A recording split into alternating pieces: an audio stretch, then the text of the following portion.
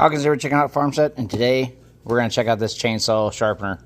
Electric chainsaw sharpener from Harbor Freight, Chicago Electric, so it is pretty cheap, or inexpensive. I think this thing will run me 30 bucks. Sometimes you can find it sell for less. There's our number, 63803. And my plan is just throw it on this cart. This is another Harbor Freight cart. I like these things. And I've just cut a piece of basically plywood or whatever to the size of the top.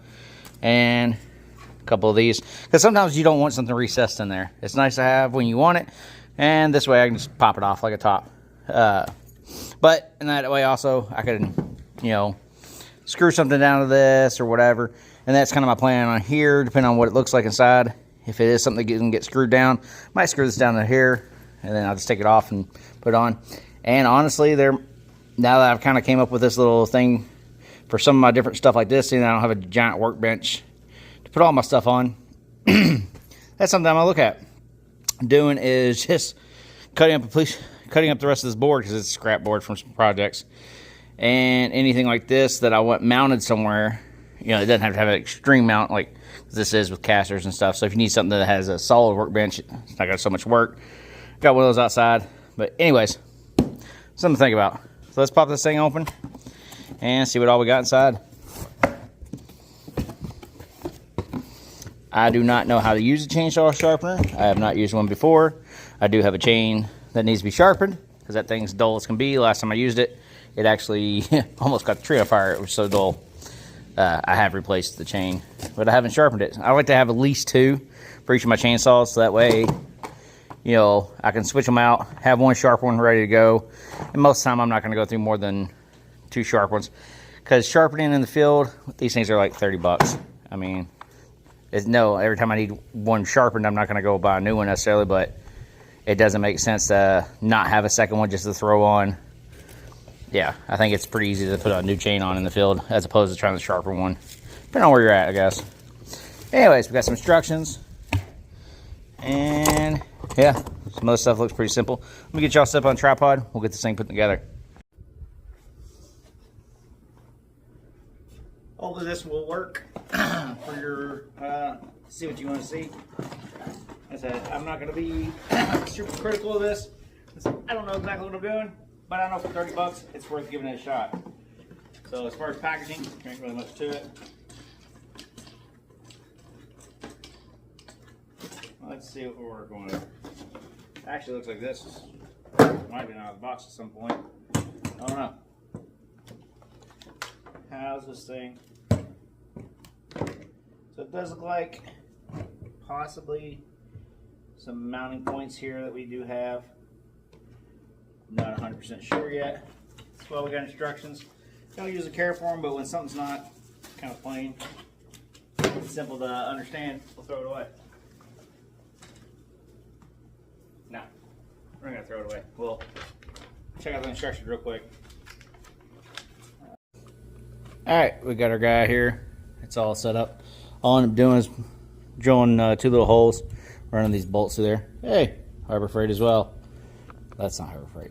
Anyways, yeah, and on this, the steel chain, there's actually a green link, so that's where I started. And I wanted to give it a shot before I look stupid on camera. You know, I do that easy, so why not every now and then practice to not be. But, so we got a little handbrake here, and all it does, this fed in through that side and screwed on. And when you squeeze the handbrake, it just locks your chain, kind of squeezes it so it doesn't move. You want to torque this, I mean, there's videos about it. Put this where it lines up on here. You got a little depth thing here and all that. One other thing I end up doing, I've had this for a bit that I got at Harbor Freight.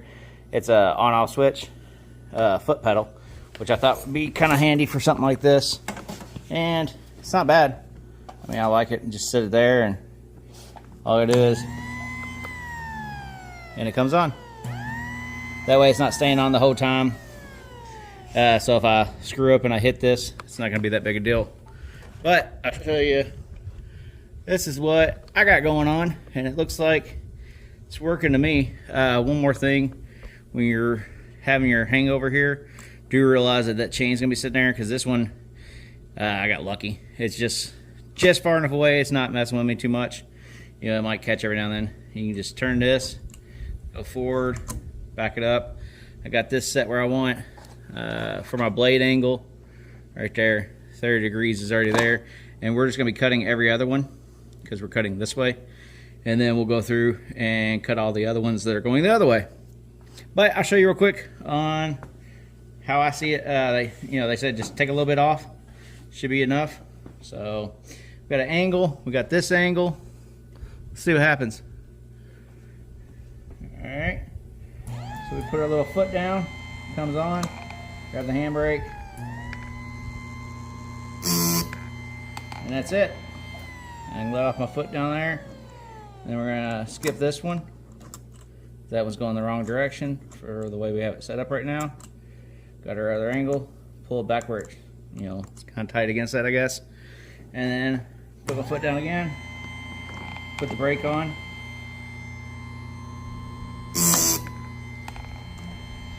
That should be it. Actually, those do feel pretty dang sharp. Yeah, compared. But I'm gonna go through this whole thing and I can do the other way, and we'll see how this thing cuts. Because like I said, before I did this, or before I sharpened it, when I took it off the saw, it was horrible, to say the least. So we'll see if it got any better. We'll be right back.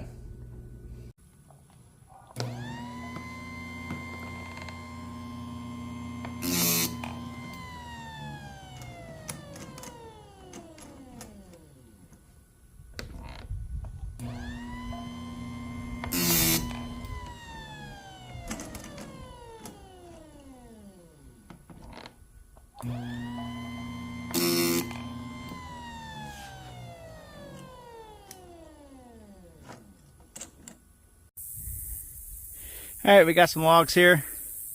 Let's cut them, see how they do. Like I said last time, this thing wouldn't cut through nothing. It was so dull. So, if I get 2 good cuts, I'm going to call that a well-sharpened chain. Let's see what happens.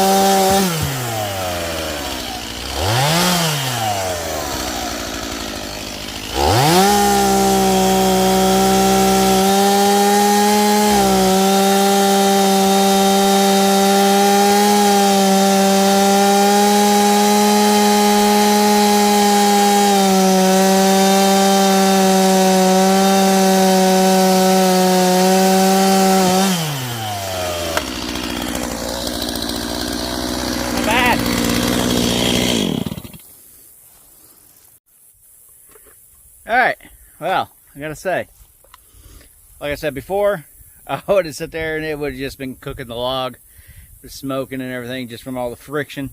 Is this a perfect sharpened chain? Probably not, but I'm very happy with it. And for my skill level of sharpening, seeing that's the first time I've ever sharpened a chain, yeah, pretty sure that's the first time I've ever sharpened a chain. For $30, that little tool, and it's gonna make my chains last, like I said. Okay, if I go, back in the day I used to buy a new chain whenever I needed one, or one sharpened instead, or have someone else do it, or have to do that little trick. Now I can just go in there, zip, zip, zip, zip. I think total time sharpening was like, I don't know, 5 minutes or less. It takes longer to set everything up than it does to sharpen it, so definitely going to be happy to have that thing. And I got, this chainsaw, I got 2 pole, or at least 1 pole saw, maybe 2 pole saws, I think. A couple of other electric saws, little saws. I mean, it's gonna be able to do all those things. So, very happy. I give it a high recommend, especially for the price point and the skill level needed involved in it. If you're an everyday chainsawer, you already got something better. But if you're a homeowner or just getting in homesteading, small farm, that kind of stuff, and you use a chainsaw, like I use this thing probably 10-20 times a year. It just depends. Cut some firewood, and also anything that falls that has to get cleared out of the way, happy to have it. So now I'll have good chains. pretty happy about that. Like, subscribe. Have a good one.